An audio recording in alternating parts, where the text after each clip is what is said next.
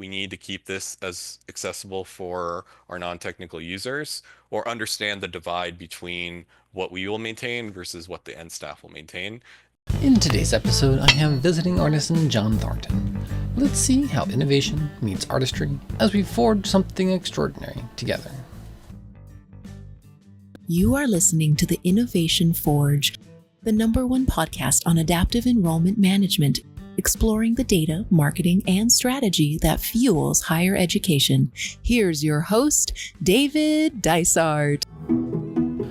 Hello, Guilders, and welcome to another episode of The Innovation Forge. I am your host, David Dysart, and I'm thrilled you're joining me on this journey into the innovative world of higher education and adaptive enrollment management. What happens when the systems you build outgrow the people who built them? And how do you design technology that won't collapse the moment you step away?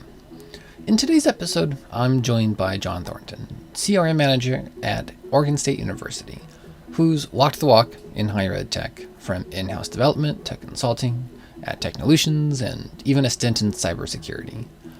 Jon shares what it really takes to build sustainable systems in Slate, how he helped reduce tech debt and streamline operations, and why he ultimately came back to higher ed after following opportunities in the private sector. We'll dig into cross-functional collaboration, accessibility innovation, managing burnout, and how AI is transforming the way he builds. This conversation is packed with hard-earned wisdom and practical takeaways, especially for anyone building systems that are meant to last. Let's see how technical innovation takes shape today.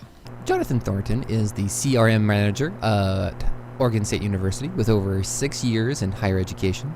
He worked at Xavier University for 5 years and celebrated his 1-year anniversary at Oregon State University.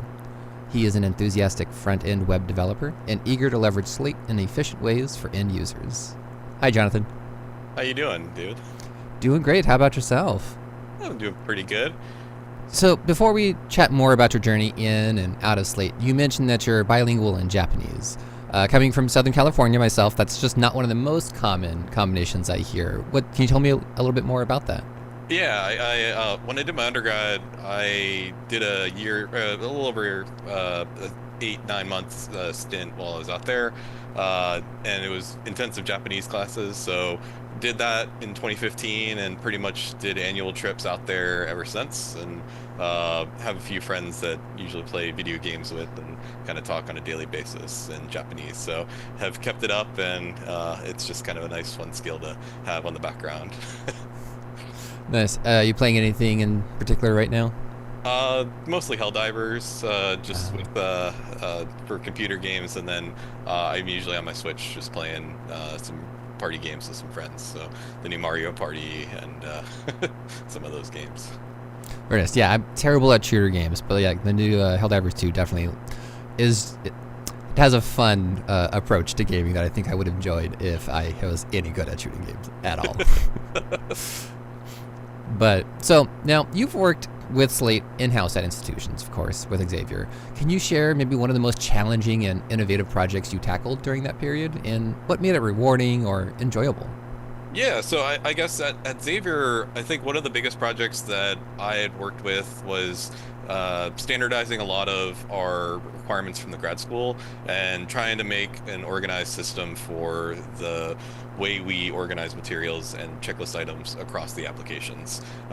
Starting there, it was more separated by the colleges. There was a CRM manager who's kind of both in the undergrad and grad space, so his time was stretched pretty thin, and it was kind of at the will of the grad schools to dictate the style and kind of function of the application. As you can probably imagine, that led to complexities and challenges from the student side when they didn't really know what round to complete, or maybe they were interested in a major or program that was on a completely different application round and pattern. So what I did at Xavier was more, we created a kind of data set for documenting the various materials and requirements used on the applications, and then had a sort of just checklist item that we'd run for cycle prep annually to go through and have that as kind of a working PDF document to hand off to like the program advisor and be like, hey, here's what we have for the application. Is this correct? What needs to change? And that kind of helped inform our decision making as we were centralizing more of the app. It was still kind of broken up by our colleges, but at the same time, we could kind of target the communication streams and make the app a little bit more presentable, so we weren't having students starting 2 to 3 applications to apply to psychology. Oh yeah, multiple apps. Always so much fun to deal with. But I love that piece of using the data sets as that kind of functional operational piece behind the curtains. I think that's such a wonderful use case for data sets in general. Especially like, I've never worked in a grad school instance, but from chatting with people or seeing the Slate presentations or the Slate at Scale user group, it seems like a real unique, interesting environment to have to suffer through, I'm going to say. It's a fun approach for sure. It's one that you want to go into the deep end with the data before you go into building out the data set within Slate. That's kind of, I think, one of the biggest challenges for spinning up that project is understanding how that data set would scale so your information is actually being useful, rather than having to do kind of backtracking on the content you created and then realizing, oh, that doesn't really fit the model that we're trying to set. I think when I did that project, it was back in like I want to say 2017 or so, and I remember I had like a few Slate kind of conversations. We had some tickets trying to figure out how to get the mappings to work. At that time, there wasn't really that much connectivity between some of the data sets and other entities in Slate. And so I remember Paul Turchin and a few other individuals on the call, we were kind of geeking out on kind of the possibilities of how you could use data sets to sort of build some of this kind of documentation sets. That kind of led into a lot of the work that I'm doing now at Oregon State, where trying to build more repositories in a larger team and trying to have a resource so our internal technical team can store knowledge locally in Slate, so we don't have to go anywhere. And if we need to change like our project management tools, we don't have to move docs from like Box to Microsoft Words or whatnot. So trying to keep it kind of local to Slate was our main objective, but also transparency to our end users was kind of the other big piece. Since you can kind of control permissions to the data or the data sets in Slate, you can spin up a kind of rudimentary portal or just a nice little simple view and let your users see kind of what the current data is that's assigned to that. Yeah, no, I love that. And that's being able to be system agnostic when your company or your organization decides to switch project management tools or decides to switch from Word to Google Docs to whatever it might be that you're trying to catalog your documentation or your action items. That's so great, because chances are if you're on Slate, you're probably going to be on Slate for a long time. So that's such a great approach to that operational piece that I really enjoy. But how did this experience shape your approach to maybe technical innovation and project management going forward? I would say probably one of the main impacts was keeping things simple. Was a kind of a concept that it came out from a lot of the work that I've done in those projects. Especially coming to like Oregon State University, we have a team of like 7 software developers that are all Slate captains. So everyone kind of has to they have their own kind of unique approach to how to solve the problem, but sort of standardizing the process and also making it accessible for our end users is kind of, I think, a goal that we strive to do and improve upon in our day-to-day work. So that's, I think, one of the driving kind of pieces for our general workflows. But the other piece is also keeping things organized and reducing the noise was the other purpose. So one of the projects that we had done when we implemented Slate for Oregon State, we implemented in 2020. So we're a little almost at our 4-year anniversary for implementation. But we came from like a Salesforce with high customization and a lot of kind of targeted groups that had their own interests, even at the undergrad level. So we ended up creating When I came in last year, about 180 populations for various communications, permission management, and there were a lot of edge cases that really could have just been a query template if we sort of looked at it a little bit more at the highest level and kind of talked with the partners and sort of the reasonings for that.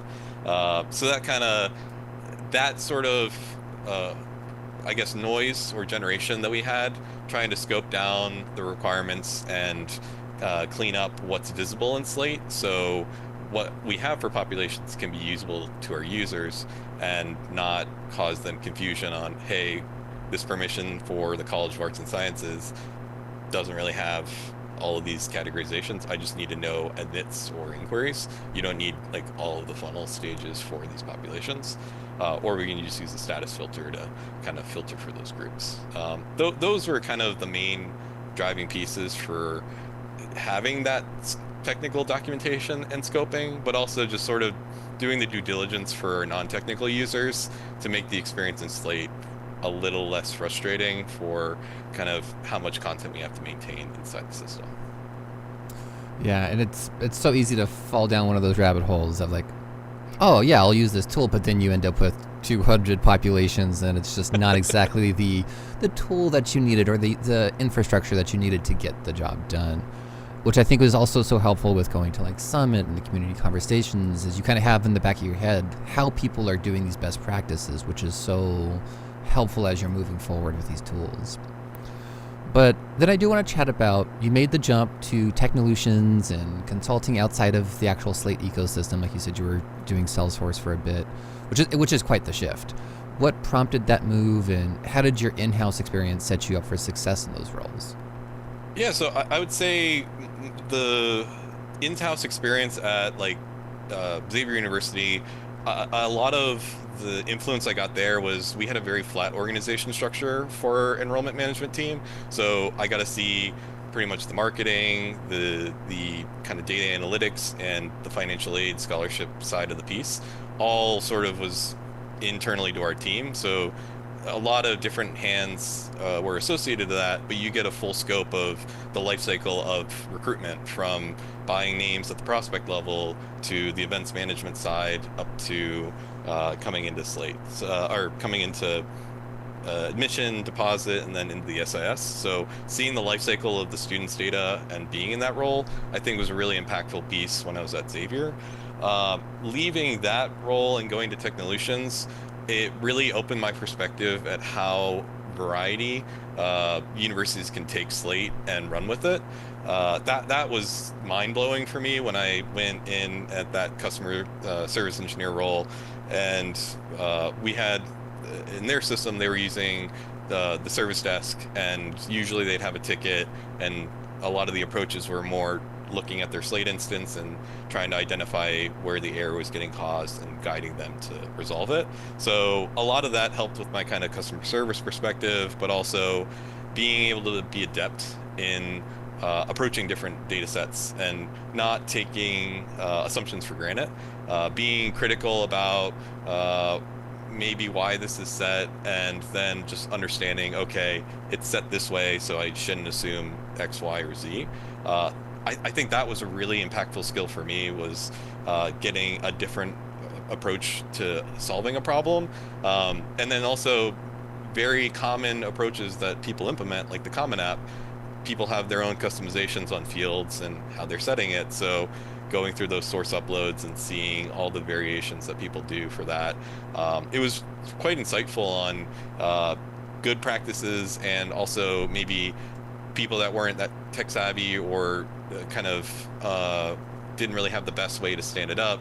How can you guide them into a better instance was a lot of the skills that I got from Technolutions. Even if I was there for just a short period of time, getting that excitement, enthusiasm from the internal team, and then using that as a customer service model to the community is something I really valued. And then I guess the last role, when I was working in the consulting practice, it was more project management. So as a senior software developer, a lot of my role was more taking data requirements and the user interface that we needed to create, and then mark up kind of documentation, visiographs, or workflow diagrams, and kind of highlight where the pitfalls are, software dependencies, the physical people dependencies, and then where the bottlenecks will come in the process. So kind of working with multiple clients and product owners and a lot of different stakeholders, and understanding where and when to communicate that is a pretty critical piece, because if you include too many, it can throw off kind of your implementation, or it may cause more confusion than you need for the implementation. But at the same time, it was one that improved my skills as a technical writer, and being able to write some of these documents, it's a lot less challenging for me to kind of go back into the Slate role and look at how we're implementing this content and understand, yes, this is a sustainable and efficient process that we can continue with, or maybe this is something that we need to consider, and how can we bring that to the various partners to kind of make that change or discuss what that change would be. That was a bit long of an answer, but apologies. No, that's great. There was a few pieces I'd love to dig in a little bit more. I know you mentioned like that flat hierarchy. That's one of the things I really have enjoyed about Slate, is because sometimes you're on that small team and you're able to work with all these different elements, whether it's marketing, search, the actual technical pieces. I love that piece. I think it's one of the funnest pieces that I've been able to experience with Slate. And then, as you mentioned, though, the customer service side of being able to provide that service to your stakeholders, whether it's internally at the admission office, maybe across campus. I'm not so good at that. So I just had a chat with John Wowen from Reworkflow, and he gave me a bunch of like books and podcasts for me to listen to. So I'm definitely excited to learn more about that. But that's so great that your journey has been able to help you be so well-rounded in that. That's really, really great to hear for your team, since that's because that is such an important element, because there are so many different ways that Slate is going to branch out and be that system for folks. So it's great that you're being able to provide that really excellent, whether it's service desk, team partner, whatever it might be. That's great to hear. But so you mentioned it a little bit earlier, but you actually left the higher ed space altogether. What drove that decision, and what eventually kind of pulled you back to higher education? Yeah, I would say I think some of the initial drive away from higher ed was, the timing, I would say, is the big one. The last year of my job at Xavier, COVID had just started, so it was March 2020. Everyone was kind of working remote. Overall, I mean, it's a high stress environment at that point, but the shift to remote was kind of an eye-opening piece for myself and my supervisor. We were both the Slate captains at Xavier, and we realized that we can totally do our job 100% remote, or a majority remote. So there was kind of a shift to go back into the office in really early, so like May or June of that summer. So we were already going back and doing hybrid, but it was sort of remote hybrid. So you were in your own room with no one else, and you couldn't really communicate with people. So I wasn't a huge fan of that type of kind of workflow or environment, but also just I was looking more for a competitive salary for kind of my background, and a lot of the team was starting to do the same. So a lot of the key players in our enrollment management team were getting opportunities to kind of go into the private sector or something more applicable to kind of the skill sets they'd acquired. And that's kind of why I was sort of making the shift. Technolutions was kind of the job that I ended up moving to after Xavier, which I was really grateful for the chance to get to work for them.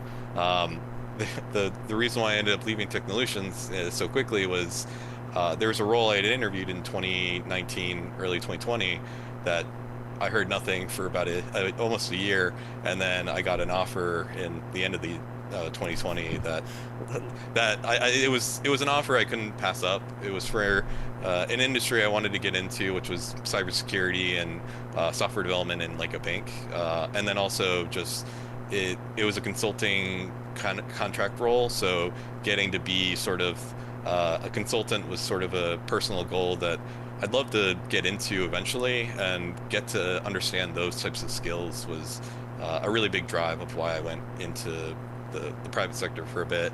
Coming back, it was more the bank had led to a lot of projects that had fluid requirements, and what ended up happening is the climate at the bank led to some turnover. So we had multiple product owners come on throughout a year that all had different requirements of what they wanted to do for the software, and it ended up pivoting our development projects. We'd pretty much recreate the wheel every 3 to 6 months for our product documentation and proposal. And the bank, you have to complete compliance docs, so it's just a long, tedious process that was leading to a bit of burnout for me, and it just wasn't a high the work-life balance really wasn't there anymore for that type of role.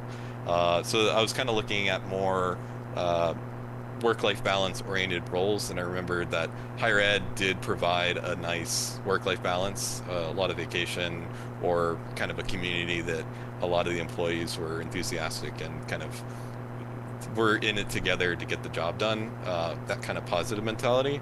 And I think what really led to me coming back into higher ed was I had kind of a one-on-one with I reached out to Paul Turchin on LinkedIn a little bit. We had kind of a conversation back and forth, and he had mentioned that kind of a lot of Slate's sort of community model had changed when I had left higher ed to where it is now. Kind of that community partner focused, building the community forums back up so there's more openness on if there's common issues or things that are very frequent that people ask about on kind of the service desk side, trying to make that a little bit more public so users can do a little bit more knowledge gathering before kind of putting in a technical request. And I was really enthusiastic on hearing kind of that change in the model, and just hopping on like the Slack forum or the Facebook group, and then before I got into Oregon State University, and just seeing kind of the conversations that were going, I was like, oh, I could totally do this as a role. So that ended up leading to me applying to like a few institutions, and Oregon State was the one that ended up hitting the offer. So been here for a little over a year and a half, or a year and a month and a half now. Yeah, it's great to hear. Yeah, there are the challenges with higher education, with that brain drain of whether it's returning to more in person for roles like this, which are extremely remote friendly, or the compensation, things like that. But I'm glad to hear that the community around Slate, which I have never worked in another system or software suite that has anything like the Slate community in it. So that's been really fun. So I'm glad to have you back on the higher education side. So how has your perspective changed now that you are back in higher ed? Are you approaching Slate or technology projects differently? Very differently, I would say. I at Xavier, I had kind of a one-size-fits-all approach for a lot of projects, so kind of taking in the requirements and then just taking it in stride with making the updates. Being in my previous role, I realized that saying yes to everything is probably not the most prudent approach when you're trying to meet a deadline for a software project. And getting to see kind of the pluses and minuses was kind of a learning experience for a lot of the team that I worked with. But coming back into higher ed, I think some of the main differences that I've experienced are around kind of the current market trends around higher ed. So people are getting concerned about the enrollment cliff that's kind of starting up. That was a big concern when I was at Xavier. That was it was the looming piece in the room for a lot of our enrollment management touch points. But being in kind of the time period for the enrollment cliff, it's interesting to see the approaches and strategies that people are taking to kind of combat or stay on top of enrollment numbers with that environment. But also there's like the discussions around using AI tools to kind of make more efficient workflows. The other piece that I find fascinating is the accessibility, and I'm really excited for kind of the push for it. Web accessibility has kind of been one that was sort of an afterthought in some of my previous roles, and seeing it in this current role, it's nice that we have like a UX developer and a web director that both are enthusiastic about trying to stay ahead of kind of the legal implementations that are going to come down the line and maybe the next year or so that will require it. So being kind of in those discussions to mock up wireframes and starting to design web accessible for both mobile and desktop for various Slate applications has been it's been a different process for designing web pages. So having the wireframes at the front end and then having conversations with the clients was something I didn't do at Xavier. We'd usually just have a form or a portal created, and then it would be does this look good, to more of a round table discussion is kind of the experience that I've had in my current role. And, I really value kind of that approach just in the industry. Yeah, that's great to hear. I imagine if you took every institution and started testing it for accessibility and even just optimization, I'm guessing the score that a lot of institutions would be getting isn't quite passing. So I'm glad to hear that you're at a place that has that so forefront. That's great to hear, and hopefully you can share those results to the community and we can start moving that element forward. But do you care to give us maybe a peek at one or two of those kind of high impact initiatives you've implemented or are working on since returning to the institution side? Yeah, I would say going on the accessibility piece that we were just talking about, one of the projects that we worked on quite a bit in the fall last year was around redesigning our digital web agendas. So we have large events host for like our incoming prospects and inquiries, and then we have our admitted students in the spring. But we wanted to rebrand our digital agenda. The previous version was built for like the desktop first, but we usually send emails and text messages the day of the events as well, kind of telling the students like, hey, here's the agenda.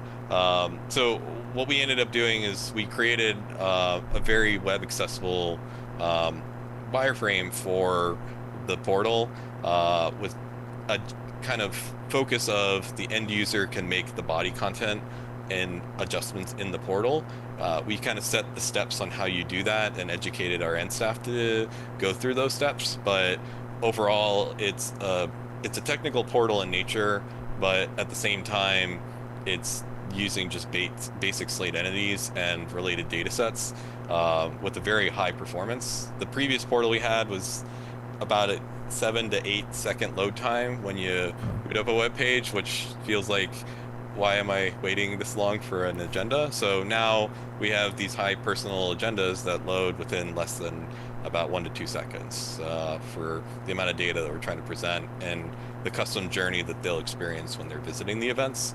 That was one big initiative that we led, that it wasn't just creating the portal, it was creating kind of the workflows and the content management for the non-technical end staff. So year over year, we're only making kind of marginal adjustments, and we set sort of the change model in place. So when we get into October next year, the discussion isn't around, oh, we need to make this minor change, but we have to redo the entire framework.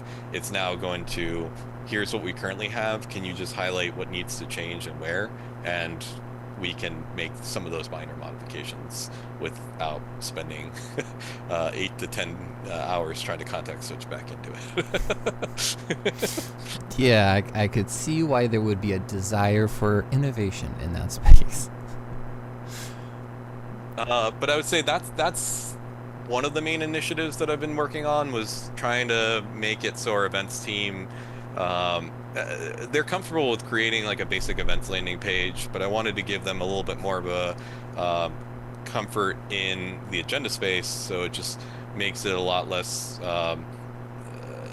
challenging for them when they put in a request. And if our team's spread thin on other app-related projects, they at least have kind of that capacity to do more technical roles without having to be concerned about breaking the system.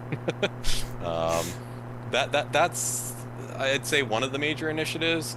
The other one is more going back to the documentation piece. We've been I mentioned the portal that we created for population and audit cleanup. So going from like 180 down to, we're about, I think, in 45, 50 populations now, and about 15 of those are like rules that are, or they're permissions based. So we need them because of scoped access. But I'd say clean slate initiative is sort of what we're um, trying to target. We have a lot of noise from various implementation strategies over the past 4 years with the building the ship as it's flying, or building the plane as it's flying is, I know, the common. No, building the ship while it's flying. I think that's a much more accurate way to put it.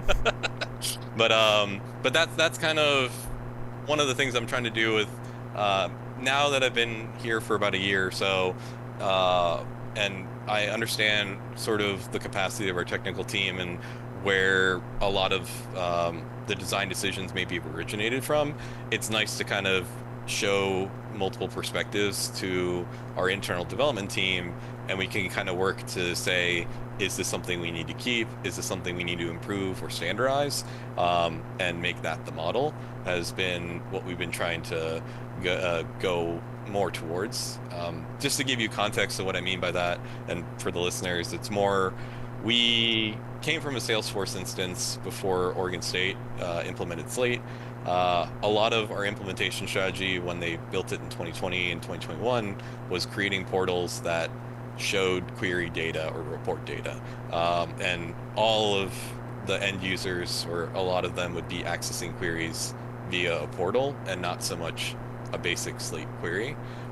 So building that comfort level for end users was something that I think as a team we're trying to make more available. That way we don't have to rely on making high customizations in the portal space. We can just make simple adjustments in a query.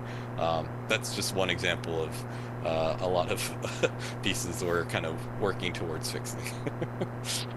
Yeah, no, that's great to hear that you're doing that work in that space, because I think that's not always a spot that gets a lot of attention. So that's really interesting. Are there any lessons you'd pass along to listeners hoping to maybe replicate similar projects at their own institution? I would say probably one of the main pieces is make sure you understand sort of your audience and their goals before you start creating hyper-technical systems. If it's something that's cool, just make sure that it's not going to be a dependency that if you leave, your cohorts or coworkers cannot sustain. That's kind of something that getting away from the not best practice is what I'd like a lot of our end users to do. And I know I like to create high technical pieces, but I also go into the role thinking, okay, if I leave, can X, Y, or Z sustain that type of high technicality? If they can't, I would say try to think of it from a user that's not that technical and sort of work from there. That way it sets you up for the most possible success, that if there's something that happens, you win the lottery and you're the only Slate captain at the system, it doesn't mean that the ship's going to go down while the captain's moving on. Yeah. And I think, oh, sorry, go ahead. Oh, go ahead. That's all I had. Yeah, and I think that's a really interesting piece. And also having the community as a sounding board. Because when I was originally trying to kind of get more detail on mailings and like, these are the important mailings, or this is categorizing them, one of the things I had explored was a data set to like, oh, okay, we can just have a data set that mirrors our communications and deliver to kind of categorize them. And I just kind of wrote it off as like, this is too extra. Because I'm the same way. I will fall down that rabbit hole and build all day, and then it'd just be like, yeah, this isn't the most practical long-term solution, especially like you said, if I leave. And I was at that Slate at Scale user group, and actually someone said that, no, that's the way to do it, is you have a data set that mirrors it, you just automate the export import function. And I'm like, oh, okay, I just said something I have to revisit. I just wrote it off because like it just didn't feel right. But having that second opinion is also really helpful when you're thinking about that level of approach, especially in a system like Slate where you have those techno-functional people who really are able to weld together functional aspects of your office with the technical aspects of the system. Is you have a lot more flexibility with a system like Slate. But Oh, good. Go No, ahead. no, no, no, no.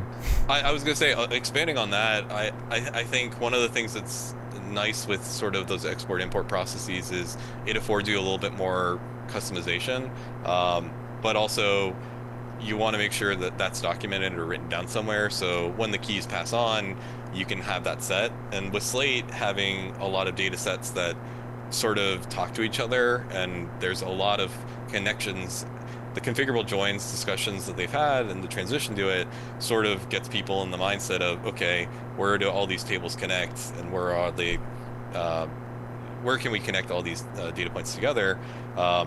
In regards to like the export import process, one of the projects I'm doing for Slate for a proposal this year was more around documenting our source formats and then trying to keep a documentation record of who owns what, but understanding the best practices of who's like our customer that's managing that content, and having a quick view of, okay, here's the source format, what's the query that's feeding this through like an export import process, and showing that all on like a data set record in its view.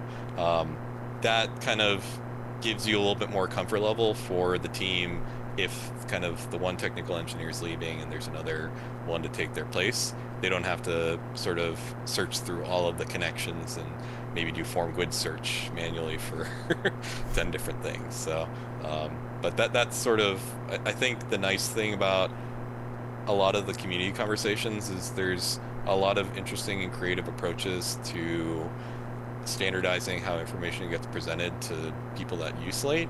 And I think those community conversations really provide insight on maybe there's not just one single approach to handle how you're using Slate. Yeah, and I really also like what you said about building to kind of your audience and what their goals are and the institutional goals. And that is such an important element, because really what we're doing is we're contributing to the organization. And this is something that Christina Kelpie, another former guest at the podcast, does really well, is understanding the goals and the outcomes that we're trying to work towards, and not just, okay, this is a checking off this next item, checking off this next item. Of like, okay, let's take a second, step back. Where are we trying to get to, and how is this project going to get us there? Not necessarily just what's the next step that we think we need to take. And I think that's so important, especially as you start kind of maybe spinning off on some of these projects of like, okay, well, that's a fun feature, but that's not going to be the most impactful piece. And working back from those main goals, I think, is a nice thing from like the technical side. You can kind of take that end enrollment goal or that end feature or functionality in Slate and sort of walk back the steps that you need to complete it, and have that as sort of milestones on getting to that spot. Not just for that specific goal, but let's say if it's an annual thing where you're creating this portal to sort of feed a process for your event staff, you kind of have the breadcrumb trail of what milestones you need to hit for maybe spinning up a different process for a different team. So that's what I really like on the goal-oriented approach for that. Definitely, and that's again, it's some of those things that like it makes sense when you're hearing it, but it's not always something that you necessarily think about in the moment. But we often hear how crucial maybe like cross-functional teams are for successful Slate projects. In your experience, what are the best ways that you've seen or done to assemble and manage a team that includes maybe IT or more technical folks, admissions or more of that functional side, and other stakeholders? I would say keeping it small at the early stages is helpful. Getting the critical subject matter experts for those technical systems in the same room is really what I would target for the first step. Know who those stakeholders are and the ones that would be supporting this process on both sides of the interface or that you're spinning up. I think that's a early step to get. Including too many people in the room at the onset is rife with, challenges that they may not understand the capabilities of Slate, and I think it'll backlog you or slow down the meeting progress on what you're trying to create. Setting a mission for the project's another big one. Understanding why we're doing the data and what we're trying to achieve with that interaction or cross-functionality between the teams. So if we're working with IT to set up like a SIS feed for this data point, understanding the data is then the next step that I would be looking at. So what data can we get? What's the dependency and the feasibility of getting that information? And then the timing and window for when that would be sent to us. So if they can only send it to us nightly at 3 in the morning, we need to make sure that if we're going to pick up that process, it's going to not affect maybe other rules that are running internally to our system. Those I would say are like technical pieces on the cross-functional. For a more personal approach, I would say understanding the objectives of the team involved is probably something to have awareness before going into the meetings with these individuals.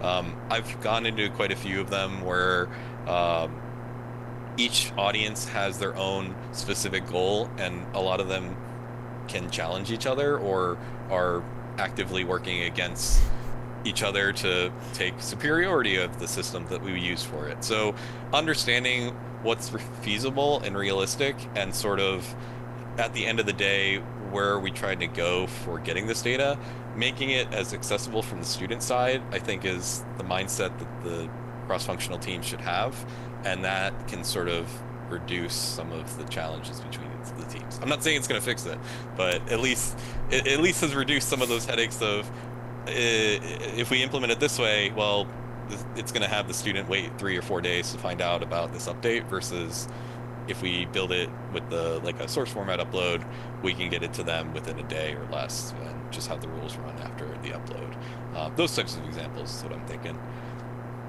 Yeah, headache reduction, I think, is the most that we can aspire to most of the time, realistically. But thank you so much for those insights. I am so glad that you could share them with the community. While you hear them, I'd like to get your thoughts on another question for our segment, Crafting Change. So we're highlighting case studies of institutions that have successfully evolved, showcasing the steps they took to maybe rework legacy systems into more adaptive models. And I know you are working on a lot of transition right now, so I thought that you'd have good insights for this question. How do you create those sustainable practices in Slate when there is so much customizability? I would say it's a loaded question. So I will say you're dropping a hard one on me for the legacy systems. I would say starting small but understanding scale is a critical factor for that. A good example that we have that we still haven't really cracked the nut on, but we're kind of working through, is our recruit territory assignments. We have sort of our initial model with the team was a variety of definitions. It could be county, it could be a zip code, some schools for the assignment. Obviously, that's a lot of complexity for the data set to manage, and trying to spin that up with a rule to look at all of those territories causes concern from like a legacy piece of the rules will stop running once we hit a critical mass of students. So a lot of our approach for that was more simplifying the definitions of the markets, was kind of a discussion point we had with the recruit team. After that, it was more highlighting the concerns of the complexity. So talking through edge case students, how frequently they happened in the past, and then emphasizing like the challenges and the technical debt that's on our team, but just trying to talk it in a way that it's like, if your team was to manage or maintain these records, this is sort of the added time that would come from like manual updates or triaging student records on a daily basis. Kind of highlighting that piece of I guess the looming question or elephant in the room of, oh my God, this is a lot of manual data entry. That sort of can shift the discussion then to more of a, okay, let's change our enrollment model to be at scale, and then let's make the definitions for like our recruit territories more in line with something that's realistic to maintain, like a geomarket scoped approach, or everything is based on zips. We don't use schools. There could be some customization, but just trying to keep the markets a little bit more streamlined is one of the legacy pieces that we're trying to get to. So tried to use that as an example, as we're still trying to figure that one out, but it at least improved our response time for our records. In the past, we wouldn't find out about improperly set records for quite a while. And now it's more of a reactive model where the team will send us a name that a student or a employees leaving or getting hired, we need to change the role definitions. We can get that updated and set within a day now instead of having it sit for a week to 2 weeks waiting for kind of those improvements. So we're getting there, but it's still a work in progress. I would say for our team, the main piece is trying to tell our technical staff we need to keep this as accessible for our non-technical users, or understand the divide between what we will maintain versus what the end staff will maintain. And if the end staff is going to maintain it, building that knowledge for them to be able to use it without having to have us cross-train them for every single query that we create. That I think is a critical piece for especially a larger house where you have hundreds of Slate users that are in the system. You want to make it so they can at least be accessible for the data they need, and the less basic questions you get kind of allows you more affordability to work on more high technical or complex issues that probably are higher priority or need kind of extra time to work on. I'd say those are the critical pieces. It's just awareness of your end users and trying to get away from bad practices, custom SQL, things that are not best practice to load externally to a system, like a custom SQL script that's using a declare XML piece with a wrapped package of a subquery that you wrote with a CTE. Like it's stuff like that where you don't want to write something that your predecessor is gonna look at and be like, okay, I guess I have to rewrite this into configurable joins query now. Yeah, no, I think that's great advice. And yeah, the translation code staff assignment process was like revolutionary when I started doing that. That was so helpful. So nice. Yeah, but and also like you said, that technical debt gets so heavy so quickly, especially when you do have folks who want to be building things and doing the fun elements of Slate. It can add up pretty quickly. But so many great takeaways there. Thank you for sharing that with us. Before we wrap up, every artisan leaves their mark in this mixed signature. I'll ask a few questions so you can stamp your personal hallmark on today's conversation. So, what's one tool, digital or otherwise, that you rely on daily to keep your work running smoothly? I would say Jira is probably what I do. It's good for task management and helps me keep track of old issues that I worked on like a year and a half ago. So that's a paid tool. And then Visual Studio Code for free for web development and just kind of coding in general. Awesome. And what has caught your attention and sparked creativity or innovation for you? I would say, I know this is a bit cringe for some users, but AI prompt engineering is a big one for me. I love creating like custom prompts and having it go through an AI generator. Seeing that in Slate where you have like, hey, write me this HTML code based on this SQL, and you just throw in the display SQL from a quick query and have it just generate an HTML table for a portal using an existing branding. I think that's insane. I love it, and excited to see what Slate AI might provide for us down the line with kind of that knowledge or experience. So that's a big one for me. Yeah, I am definitely more of that technical functional user, so I can get by on like SQL and HTML and stuff like that, but being able to have someone in kind of the co-pilot seat to help you with it has been really helpful with AI. So if you were starting your career today, though, what is one piece of advice that you would give your younger self? Start small and avoid patch fixes in the early stage with more of a clear vision on what you want to do. I would say try to start small is really the biggest piece that I should be telling my past self every year of my career is don't shoot for the moon. Always shoot for milestones that can get you to the moon.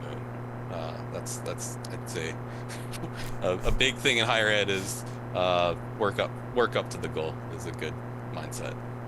If you can figure out a way to like project that into the past, send that to me as well. That would be great. Will do.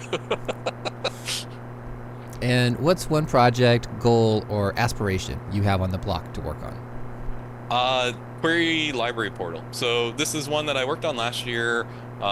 We started feeding some of the content, but just kind of got lost in a lot of other projects. But the main objective of the portal is we have a custom SQL query, unfortunately, that looks at all the query parts of an entity that's stored in the query library, and then we run that into a portal that allows like our admin team to create a new record in a form, and then they can just put in like a description of what the query library export or filter is supposed to do, and then maybe an example with like a screenshot that gets stored, and then projecting that out onto the home page. So if somebody's not even used the queries before and they're using the query library, they could just have that other tab open and see like, oh, entry term does this and it's using kind of this information.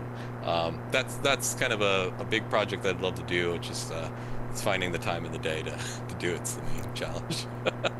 No, that sounds amazing. I would, if let's say when you get that up and going, please let me know. I'd love to see that. That's Slate Summit 2026 proposal. Love it. And I'll have to have you back on so you can give us an early preview of it.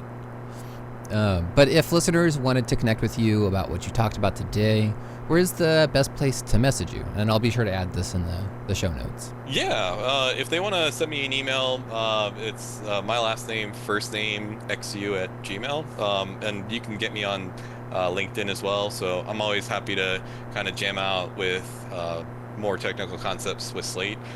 So done it in the community conversations for just as a participant.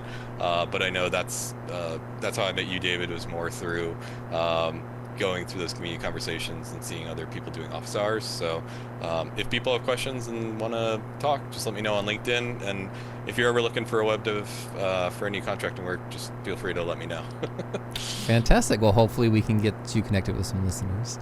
Well, this was such a wonderful conversation today. Thank you so much for taking your time to share your experience and your insights with us.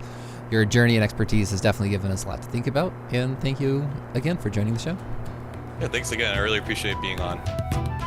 Let's break down the key blueprints from today's conversation with Jon.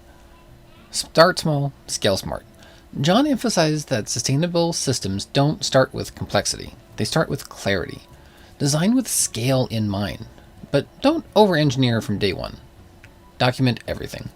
Whether it's source formats or population logic, Jon builds tools with a future user in mind, not just himself. Good documentation isn't optional. It's operational insurance. Build for handoff. One of his golden rules. Don't build systems only you can maintain. He avoids patch fixes and design solutions anyone on the team can pick up and run with. Empower technical users. From portals to queries, Jon champions making Slate accessible to non-developers, reducing bottlenecks and democratizing data. Tech debt is real, and it's heavy. He shares how his team reduced 180 populations to around 50 by aligning on goals and cleaning up legacy logic. It's not glamorous, but it is transformative. Accessibility is innovation. Jon doesn't just treat accessibility as an afterthought. He treats it as core design principles, one that improves UX for everyone. AI as a partner, not a gimmick. From generating HTML from SQL to drafting portal elements, AI has become a creative sidekick in Jon's workflow, and a sign of what's to come in Slate. Simple, documented, and scalable. Those are the pillars of systems that last. That's the blueprint Jon's working from, and one we can all learn from. For those watching the video, or willing just to see our next mascot, I need a name for our segment, The Consultant Cadre. Send me an email at theinnovationforagepodcast@gmail.com, or find me on the socials like LinkedIn and Instagram to comment your suggestion. As always, I'll send the ebook of The Innovation Forge to all winning name submitters. If you enjoyed today's episode, please grow the guild by rating and reviewing the Innovation Forge podcast, or sharing it with a colleague who needs to hear about these creative crossovers in education. The best review or comment every month will get an ebook of my book, of course. Particularly great ones will also be featured on future episodes. Thank you so much for joining me in the workshop today. Remember to strike true, and let's forge something extraordinary together.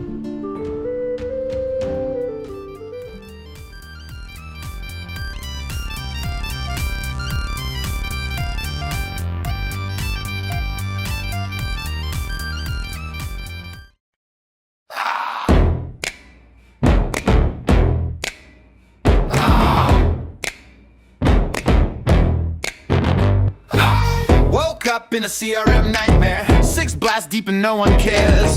Got 100,000 names in queue, but who they are, I have no clue. Filters tight, scores gone stale, drip by drip, we always fail. They ghost our guides, they dodge our forms, but it's not the students, it's the norms. Personal ain't optional, transparency's the base alloy. Trust is forged, not fabricated, stop marketing like it's 2004, boy.